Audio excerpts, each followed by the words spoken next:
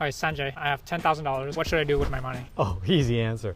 Put it into an S&P 500 index fund and leave it there for the next 50 years. You are young. That is going to appreciate better than any other investment you could possibly make. Okay. What about Dogecoin? Yeah, no, don't put it into crypto. Here's the thing.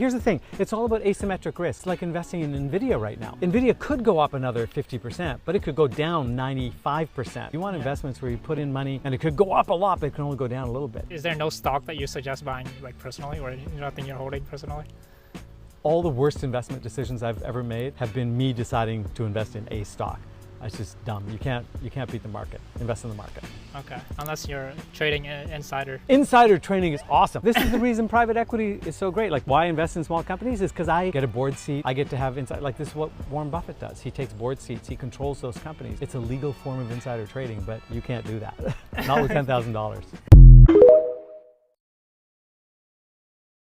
What is the best financial decision you made in the past 5 years? About a new house. Grant Cardone said buying a house is stupid. What do you say about that? Anybody can say anything that they want. Everybody knows their self. You feel me? So do you think it's a smart investment? It's more than smart. What about renting? Renting is you wasting money. But what about all the maintenance, all the headaches? This is not a waste money. It's your house. And then every year it's worth more money. You're going to leave it for your son, for your family. Okay. Then even you spend a little money, that's nothing.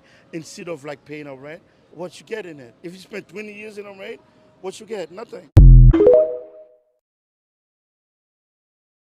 These are the 4 best financial decisions that I made in my 20s. First thing is that I started investing in my retirement account since my very first paycheck. I was super fortunate that there was an older coworker who told me within my first few weeks at my job that I should definitely be investing in my retirement. One, because my employer offered a retirement match, which meant that was free money I could access. And second is that it's not about how much money that you invest in the retirement, but the amount of time that there is within your retirement account to really take advantage of compound interest. When I was 22 years old, I first started out only investing like 4% into the retirement account, and I wasn't making a ton of money, and every single year I increased it. The last couple years I've been able to max out my retirement fund. This year it's $22,500 in the 401k on top of getting employer matching benefits, and then also doing a factor Roth IRA. Last year and the couple years before that was $19,500 was the max for 401k, I believe. I've slowly built up that habit and that discipline of continuing to invest in my future self. The second thing I did was I had travel rewards credit cards. I had the Chase Sapphire credit card as well as the Hyatt credit card, which I love, and I'm thinking about getting the Amex credit card next, but in my 20s those were the 2 I had and they were like perfect for it. I wanted to make sure that I was being like a responsible spender, so only using the credit card for things that I could like actually afford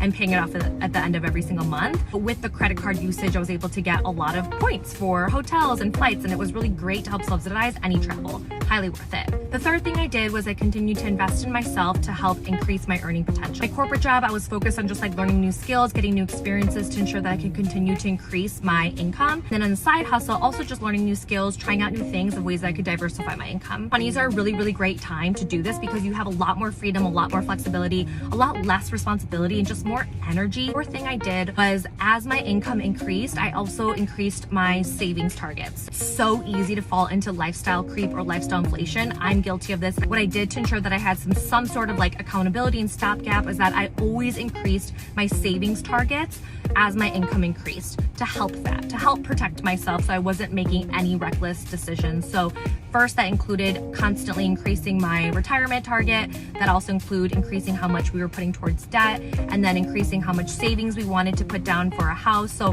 ensuring that we were always having our future goals ahead of us was key. So let me know what other things you did and if you want a part 2. Here are the 3 best financial decisions I made in my 20s. First is that I always negotiate my job offer. I was able to increase my compensation package for my very first job by over 40% by simply negotiating my sign-on bonus and my stock grants. There are lots of salary transparency websites that you can leverage to understand what exactly someone is making in your role with your level of experience. This will help you understand the salary range that you should be aiming for. Honestly, the worst that will happen is they will say no, so you might as well ask. Second, I started investing in my retirement account, aka my 401k, since my very first paycheck. Most employers offer a 401k match. So for example, if you contribute 5% of your paycheck into your 401k account, the company will add on another 5%. This is basically free money that you don't want to leave on the table. And lastly, I started investing my money early and often. It's not about how much money you have to start investing with, but more so the amount of time that you're investing that money for, that you can really take advantage of compound interest over time. I started investing with just $100 when I was in college. A relatively low-risk way of getting started in investing is via index funds or ETFs that track the S&P 500, which has had around a 10% annual return on average over the past 50 years. I hope these were helpful, and let me know if you want a part 2. The best financial decision I made in my 20s was putting together a financial plan. When I graduated college, I had no idea what to do with my money. I kept all of it in a checking account. I had no financial goals, and I was terrified to spend anything extra because all I need to do was hoard as much as possible. It was through creating a plan for my finances that I actually learned how to properly allocate my money, which financial accounts made sense for me to have, and how to not only set financial goals for my life, but how to build them into my plan and prioritize them alongside spending money. A financial plan changed everything about how I live my life. I'm more confident in my financial decision making. I'm comfortable splurging on experiences or items, and I know my money is working for me now and in the future. If you're ready to put together a plan for yourself, I've got you covered with the Personal Finance Dashboard and the 4-week financial plan, both available in my bio. The biggest financial decision you will ever make in your life, it's not the house you buy, it's not the car you drive, it's not the education you get, it's not the city you live in, it's not the food you eat, it's not the friends you hang out with, it's not the pets you have. The biggest financial decision you will ever make in your life is who you choose as your life partner. Choose wisely and live fruitfully, choose poorly, and you know the rest. My name's John. I help dinks track their spending and increase their net worth so they can master their money together. Probably one of the best financial decisions I ever made, and I thank myself for this every single day, is that I bought my car outright. You might be like, Abigail, I can't pay for my car outright. Okay, let me rephrase. I bought a used car. Did it drain my savings for a little bit for the time being? Yes. However, I don't have a car payment. And luckily, my boyfriend also drives a really, really old car that he has paid completely off. So basically, neither of us have a car payment except for our insurance. And it is so freeing. Listen, it gets me from point A to point B. Is it brand stinking new? No.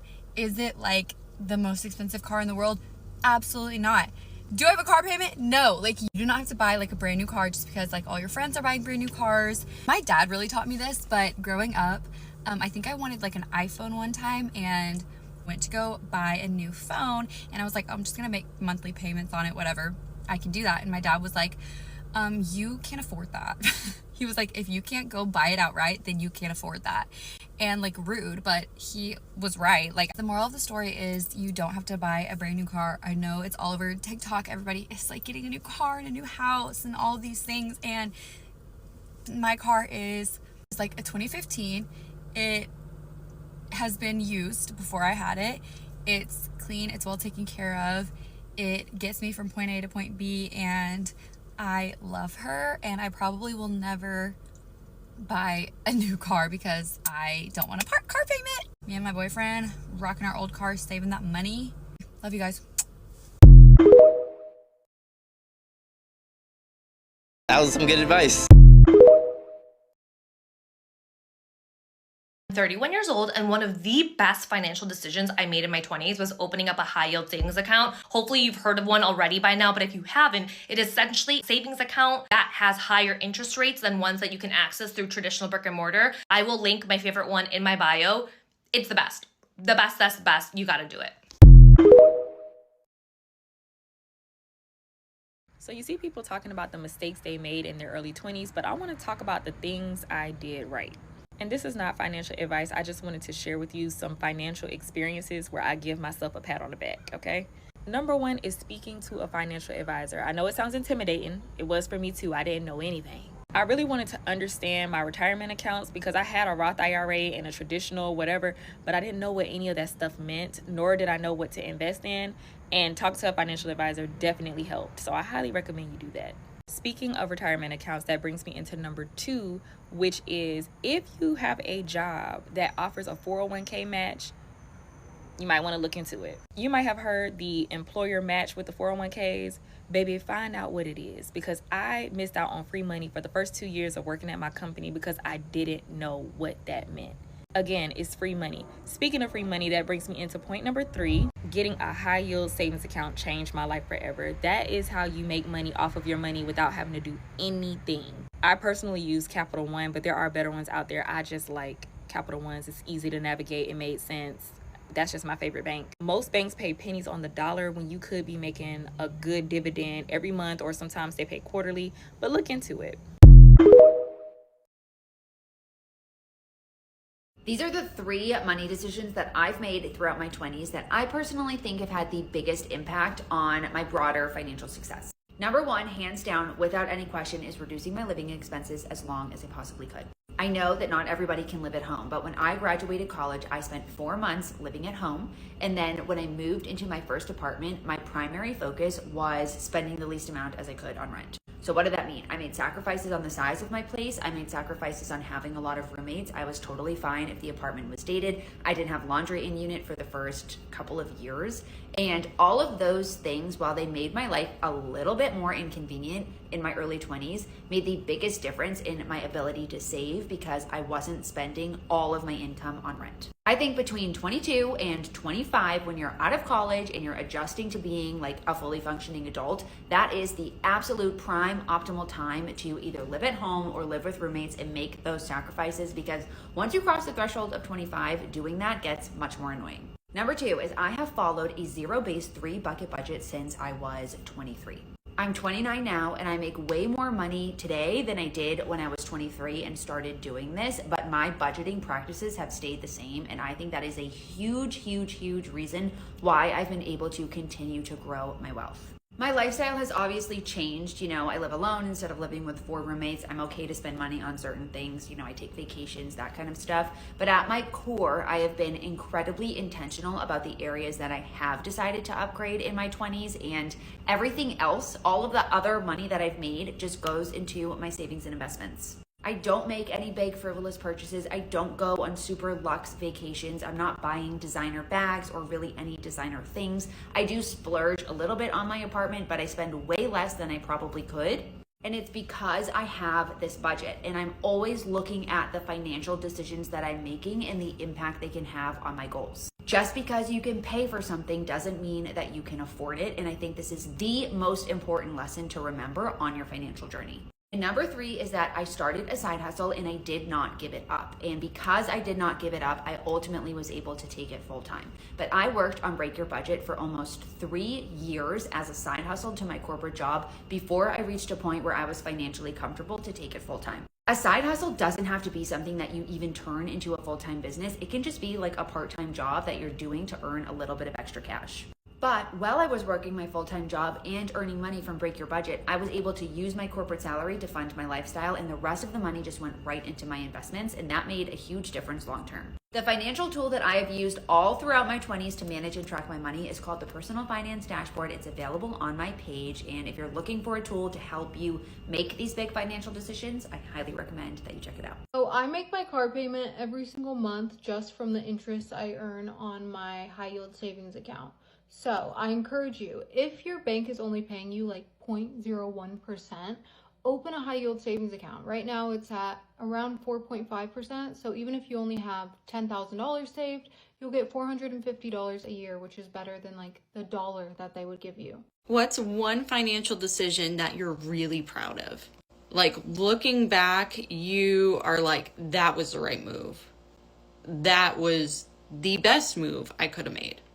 Hi, my name is Nicole, and I'm currently paying off the remaining $8,000 of my $30,000 of credit card debt.